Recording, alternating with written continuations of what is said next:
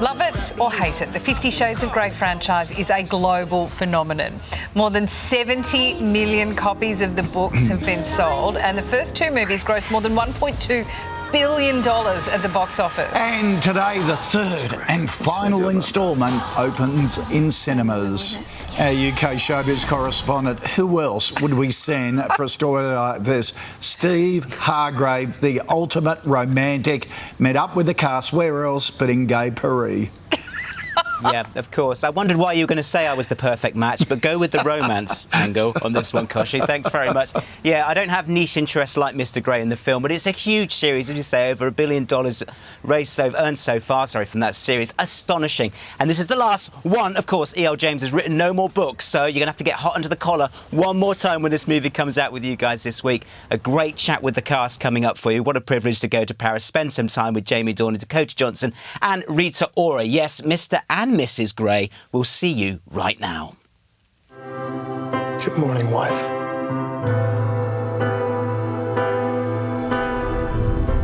Good morning, husband. It's one of the biggest and, let's face it, the raciest movie franchises ever, and now it's coming to a climax with 50 Shades Freed, the adaptation of the last book tracing Mr. Grey's relationship with Anastasia Steele, and in this one they get married. I bought it for us. I should have asked you first. The films have made millions around the world, and we got invited to Paris to meet stars Dakota Johnson and Jamie Dornan in the Paris Opera House, where in the movie the couple spend their honeymoon. Mr. Grey will see me now. Well, Jamie, good day. Welcome to Sunrise. Thank you. What a pleasure to have you here. I hope you like my little room. This is beautiful, yeah. It's very like my apartment. Yeah. It's not red. No, thank God. You know, so you don't have to tie me up by the fireplace or something. We'll see what happens. Dakota, welcome to my humble abode. What a dump. I know, right? It's really understated. This is all we could afford on the Sunrise budget. I mean, you could have spiffed it up a little bit for me, you know? Oh, he's so demanding, these movie stars, you know? You get them in a nice spot of Paris.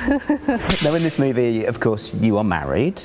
So does that mean that we can reveal there's no sex, it's just a lot of arguing? It's a lot of sitting on the sofa, talking about who's got the remote control, pick up your socks off the floor. Yeah, trying to arrange a date night maybe once a week. That's all it is, right? No. there's definitely plenty of sex in it, which I think is a good thing for, gives married couples a bit of hope. Yes, it's still saucy, so sadly, some of the things that Dakota wanted to tell me about some of the things that happen in this film, well, let's just say it's not exactly breakfast TV friendly. That might not get on breakfast TV, no. Yeah, well, you know, anatomically correct. You're testing what the beat machine comes. Dakota, thank you so much. Shut up.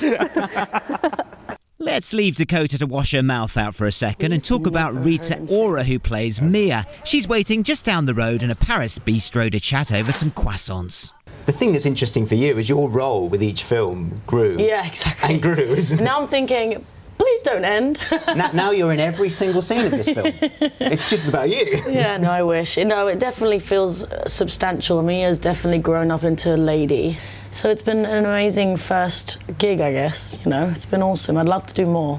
It's not a bad first gig. Yeah, do you know what I mean? One of the highest grossing movies of all time.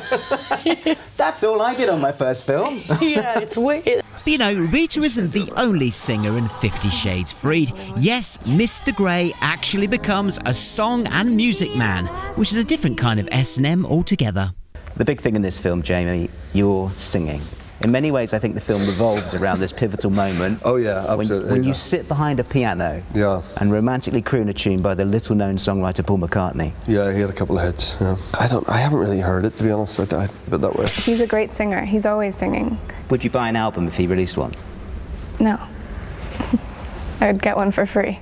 It's fair enough, isn't it? It's honest. Yeah. It's honest. I didn't go through all of this to buy something from Jamie. Come on. I think we should take you on tour, take you down under, take you to Australia. Listen, anything to get back to Australia, I'd love that. I've only been once. I'm dying to get there. If the crowd reaction goes badly, just turn around and show me your bum. You know, it'll be I mean, that's my response to everything. Don't encourage fans that see you on the street. No. Don't encourage them. They need calming down. Yeah. I made a vow to love you faithfully. forsaking all others. Did you sleep with her? To comfort you in times of need and to keep you safe for as long as we both shall live.